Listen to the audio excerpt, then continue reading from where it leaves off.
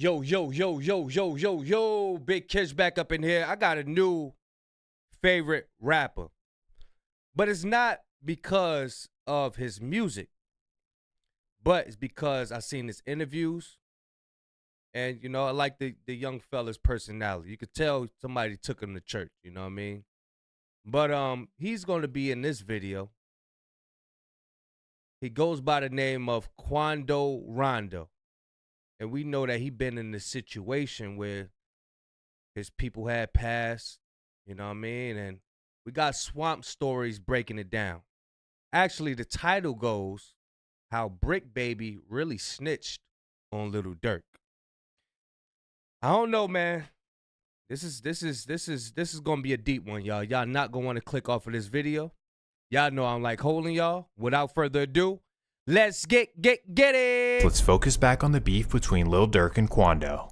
From all accounts, Quando and the Savannah Rolling 60s never wanted beef with Von and really never wanted this to happen at all. And despite the fact that all Lil Tim did was defend his friend, Lil Durk still wants get back for Von. Well, given that Durk lives in Atlanta and Quando and his boys are only a few hours away, you'd think that he'd send a hit to Savannah. But because Quando and his boys would have home field advantage, and it's the South where everyone's packing heat, it's not necessarily an easy hit. But instead, Durk waits patiently for them to go to a particular city, a city where he knows he can get them gone. This of course would be the city of Los Angeles, which for 3 reasons would be the perfect place for him to do it. If Quando and his boys are in LA, they have no home field advantage. In fact, they probably don't know where they are at any time. And secondly, they won't be strapped because the laws in California make it pretty much impossible to do so. And the third reason?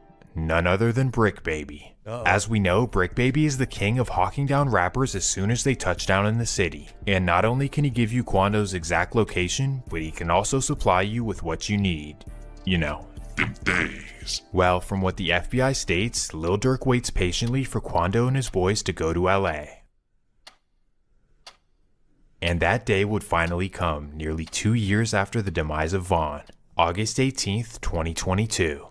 It's a regular morning like any other when Lil Durk gets a call from an unknown source informing him of Quando's presence in LA. This is the opportunity he's been waiting for, so he seizes it and he quickly calls an OTF member by the name of Vonnie. OTF Vonnie, whose real name is Kevon Grant, is a certified stepper from Detroit who's known for getting things done. So as soon as Durk gets the information on Quando, he calls up Vonnie and has him fly on his private jet to come meet him. So according to investigators from here, Durk and Vonnie have a meeting where they discuss what needs to be done. And because of Vonnie's reputation for allegedly getting people slumped, he's tasked with handling all the logistics. This includes booking flights, hotel rooms, rental cars, and basically handling everything that needs to be done. So as soon as the meeting wraps up, Vonnie immediately gets to planning. First, he gets in contact with 4 reputed OTF steppers, handpicked by him. These would be DeAndre Wilson, also known as Didi, Keith Jones, also known as Flocka, David Lin. I'm going to tell you what's wild. While all these brothers passing away, getting locked up, guess who's getting the real money off your story? The narrators. The people y'all let come to y'all hood and videotape y'all and, yeah, he cool. Oh, he cool. Yeah, they getting all the money off of you. They ain't coming to give you no game on how to work no camera equipment, how to do no audio, how to do no editing. They just coming to record you and make money off you. It's wild, man. Lindsay, also known as Brown Eyes, and Asa Houston, also known as Boogie. He informs them of the mission at hand and tells them to immediately get ready. Then he makes a massive mistake. Using OTF credit cards, he books them red-eye flights to Los Angeles. Coincidentally, just minutes after doing this, Durk texts him, "Hey, don't book no flights under my name or anything that has to do with me." Too late, buddy. Not only did he already use the OTF card to get them flights, but he also got them hotel rooms as well. On top of this, one of the hitters DMs his girl on Instagram and lets her know that he's on his way to Los Angeles. Regardless, this doesn't stop anything, and the 4 OTF hitters head to the airport for their midnight flight. Okay, so now that all the travel is handled, Vonnie hops on a private jet headed to Los Angeles.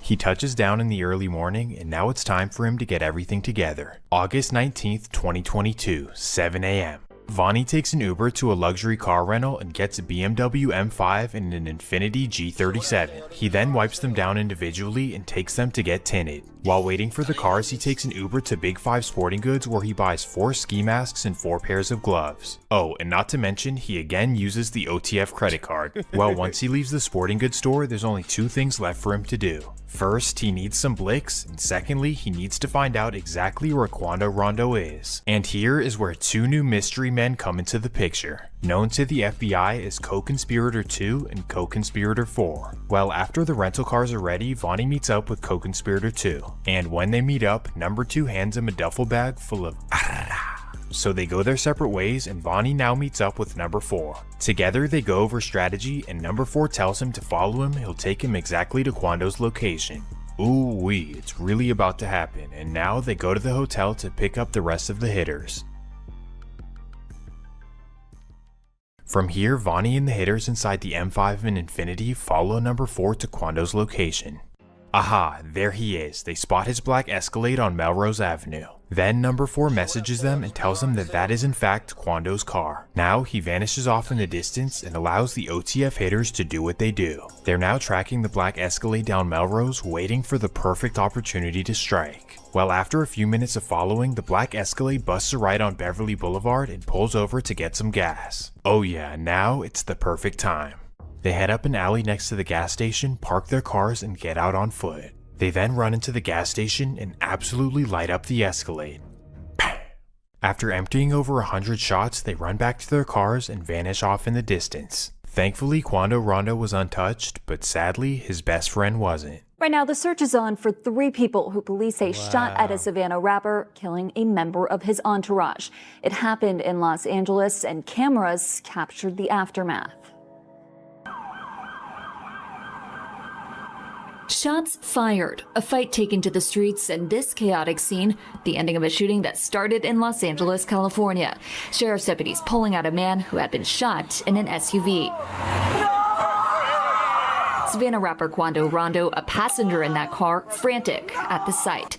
It all started at this mobile gas station at 5:30 Friday evening. LAPD says witnesses heard multiple gunshots, then watched a couple cars zoom off. 3 people in one car shot at this black Cadillac Escalade. It's unclear if those inside shot back. Can I get some space, please? It ended at Santa Monica Boulevard. Deputies found it peppered with bullet holes and a shattered window. One man inside, a member of Rondo's entourage, had been shot. The 23-year-old was taken to the hospital where he died. They pulled up. They were pumping gas, and it looks like they probably finished pumping gas, and the suspects approached from the alley, got out of the car, and started shooting at those victims. Shortly after doing this, the OTF members wipe down the rental cars, put their plates back on, and return them back to the owners. Now here's where things get interesting. After heading to the hotel and changing clothes, the 4 hitters head to Calabasas in an Uber to go to a burger restaurant. And there waiting for them is Co-Conspirator 2, who's there to discuss business and who gets paid what. Then once they come to a fair agreement, Co-Conspirator 2 takes a private jet to Chicago, and the rest of them head down to San Diego.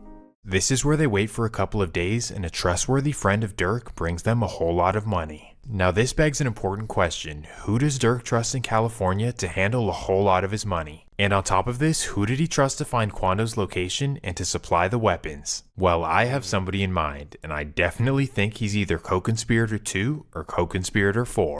Allegedly. Allegedly. Given everything we know about Bricc Baby's history in the streets, his dislike for Quando Rondo, and his relationship with Durk, it would only make sense. But not only does it make logical sense, but there's also a whole lot of information out there that will make you think that Bricc Baby had something to do with this. So now let's get into the reasons why Bricc Baby was certainly involved. Look, these narrators, they make money off y'all, and they try to get you locked up at the same time. They get you to, man, listen, man. Hey, look, the streets is over, man. Get out of the street. The streets is done. There's no streets. Here we go. Reason number 1.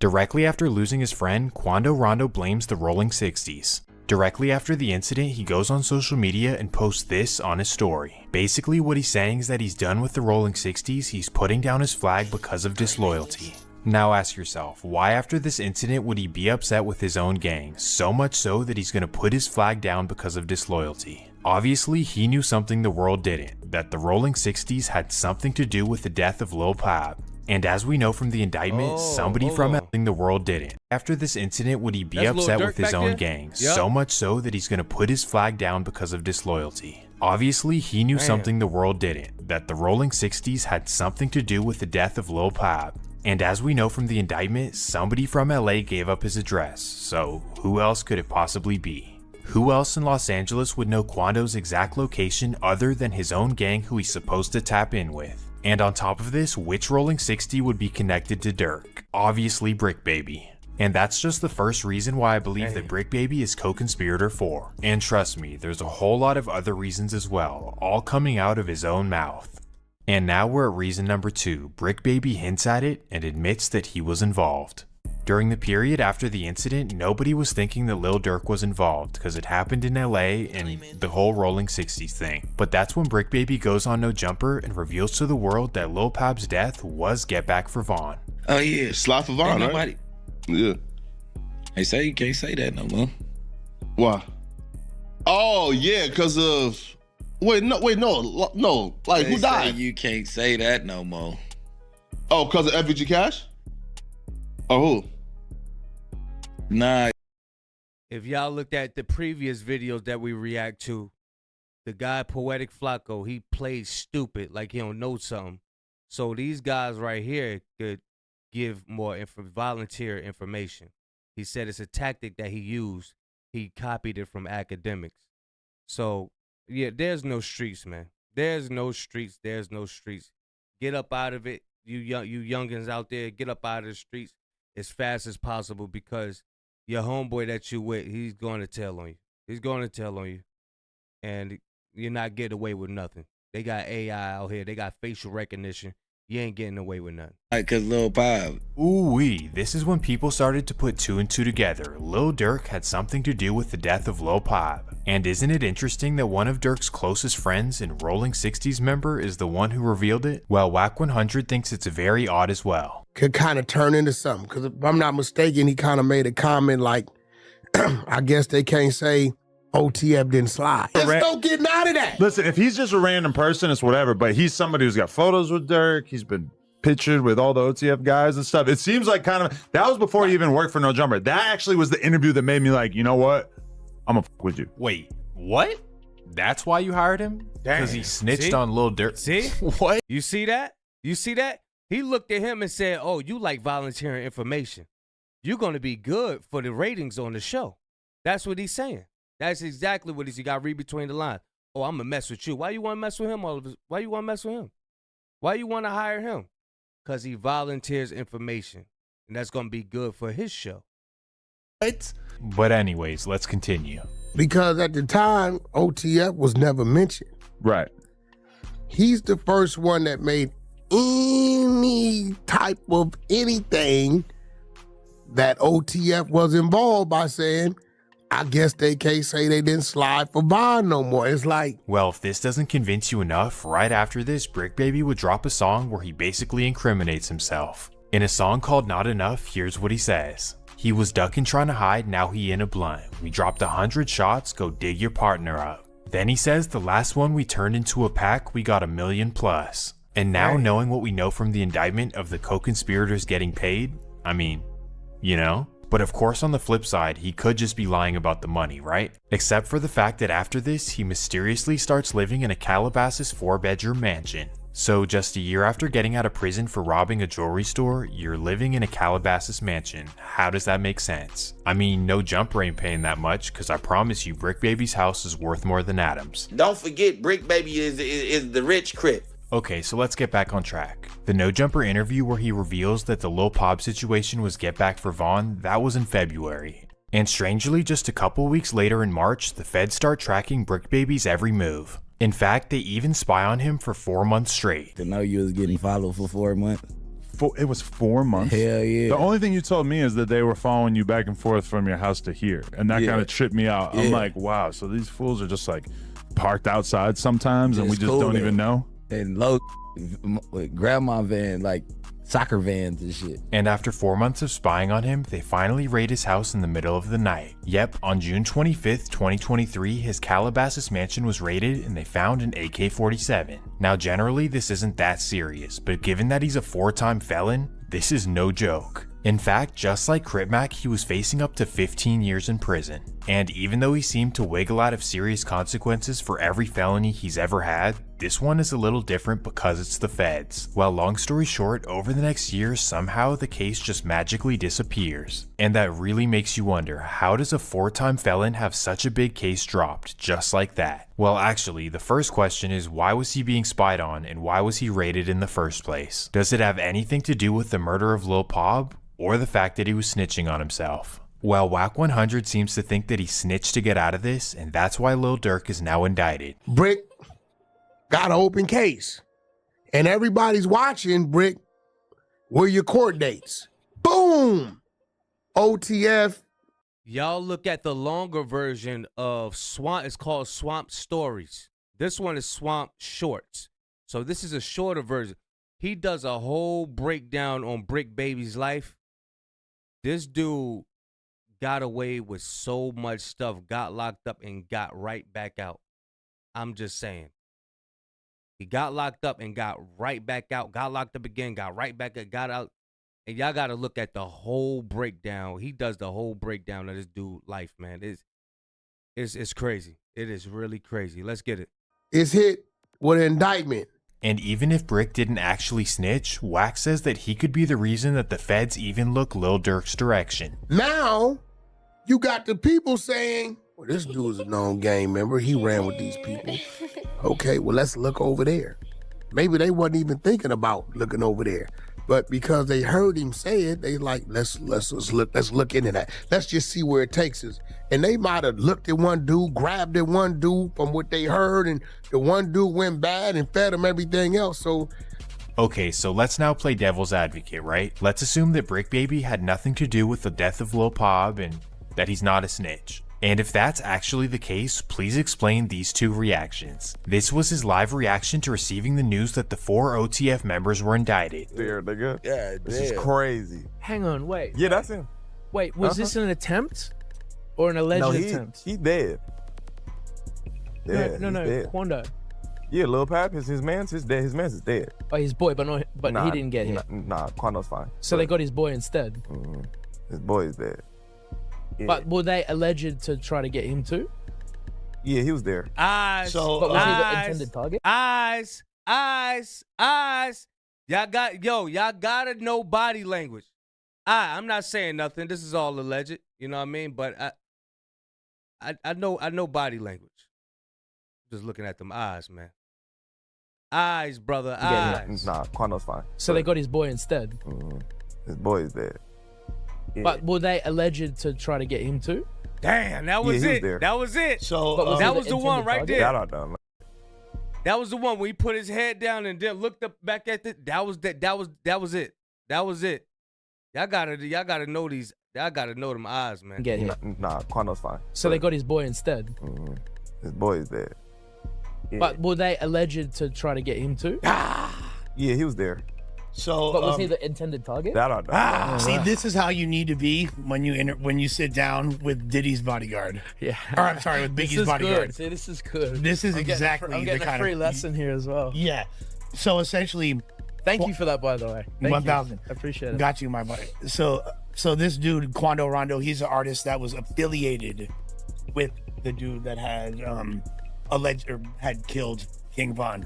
Damn. So, and this was allegedly a retaliation for that. For sure. 100%.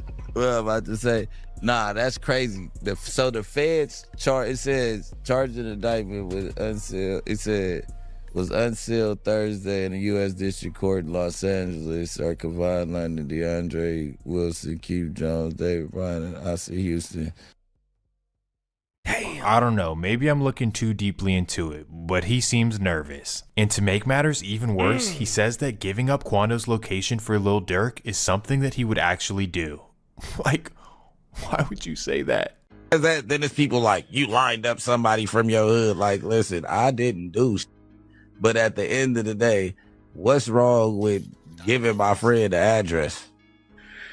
Oh, this is my boy. He lost his boy. Who did it could be around. I'm 9 times out of 10, had he asked me, I probably would have been coke if he even asked anybody, if this is even true. But 9 times out of 10, like I said, can I leak a bar? Sure. I said if he make the call right now, I dig his up in. Right. What's wrong with getting somebody from your own gang killed because your friend asked you to? I mean, what's wrong with that? Like, forget on a moral level. Clearly, Man, it be a lot of these guys that younger guys look up to in the hood. They look up to them. Yeah, everybody know him. this guy has no morals. But on a street level as well, especially in LA, openly admitting to backdooring your own gang for your millionaire buddy is crazy. So you guys tell me what you think. Firstly, do you think Bricc was involved in the hit in any way, and was he co-conspirator 2 or co-conspirator 4? And secondly, do you think he's a federal informant that gave up Durk for his own protection? And even if he didn't officially snitch, do you think that his song lyrics and comments on podcasts are the reason that the feds looked into Lil Durk? Well, personally, I'm gonna do everything in my power to make sure that Bricc Baby goes to jail for the rest. No, I'm just kidding. I won't do that. No, he's dead serious. He's dead serious. You just don't make no documentaries like this, bro. He got a long one. This is just a short version of it. He's for real. Him, academics, Poetic Flacco. I'm telling y'all, man. Ain't no streets. Ain't no such thing as streets. Love your neighbors. You love yourself. Take care of yourself. And just be positive, man. Just be positive. This is wild. This is wild. Y'all let me know what y'all think of the video, man. Big Kish signing out. I'm gone.